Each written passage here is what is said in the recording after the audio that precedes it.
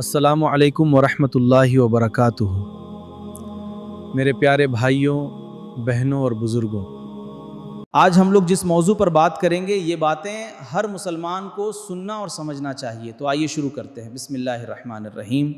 قرآن اللہ تعالیٰ کی آخری اور سب سے مکمل آسمانی کتاب ہے۔ یہ پوری انسانیت کے لیے ہدایت ہے۔ اسے اللہ نے اپنے آخری پیارے نبی صلی اللہ علیہ وسلم پر نازل کیا۔ ان اللہ وملائکتہ یصلون علی النبی یا ایھا الذین آمنوا صلوا علیہ وسلموا تسلیما۔ اس آیت سے معلوم ہوتا ہے کہ جب نبی صلی اللہ علیہ وسلم کا نام آتا ہے تو مسلمانوں کو بھی ان کے لیے دعا کرنی چاہیے۔ بے شک اللہ اور اس کے فرشتے نبی صلی اللہ علیہ وسلم پر درود بھیجتے ہیں۔ اے ایمان والو، آپ صلی اللہ علیہ وسلم پر درود و سلام بھیجو۔ قرآن میں انسان کی زندگی کے ہر پہلو، ایمان، عبادت، اخلاق، انصاف اور سماج کے بارے میں رہنمائی دی گئی ہے۔ قرآن کا نازل ہونا 610 عیسوی میں شروع ہوا۔ یہ پہلی بار رمضان کے مہینے میں غار حرا میں نازل ہوئی۔ اس سمے ہمارے نبی صلی اللہ علیہ وسلم کی عمر لگ بھگ 40 سال تھی۔ سوال: قرآن کن کے دوارا نازل ہوئی؟ جواب: قرآن سیدھے اللہ تعالیٰ کی طرف سے آئی، لیکن اسے ہمارے پیارے نبی محمد صلی اللہ علیہ وسلم تک پہنچانے کا کام فرشتے جبریل علیہ السلام نے کیا۔ سوال: جبریل علیہ السلام کون تھے؟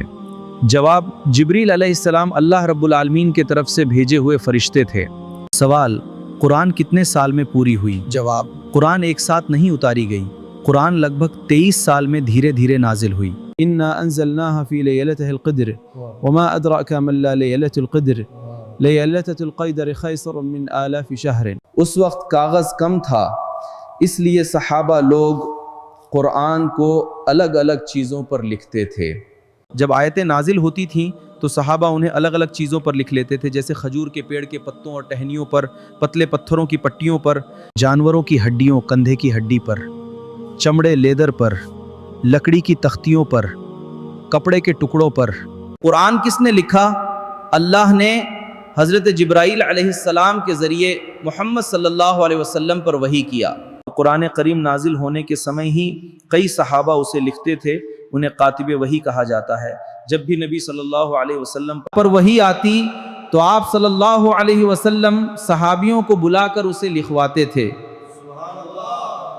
نبی کریم صلی اللہ علیہ وسلم کے کئی صحابہ وحی لکھتے تھے جنہیں کاتب وحی کہا جاتا تھا۔ ان میں سے کچھ مشہور نام: زید بن ثابت رضی اللہ عنہ، وہ نبی صلی اللہ علیہ وسلم کے کاتب وحی میں سے سب سے مشہور تھے۔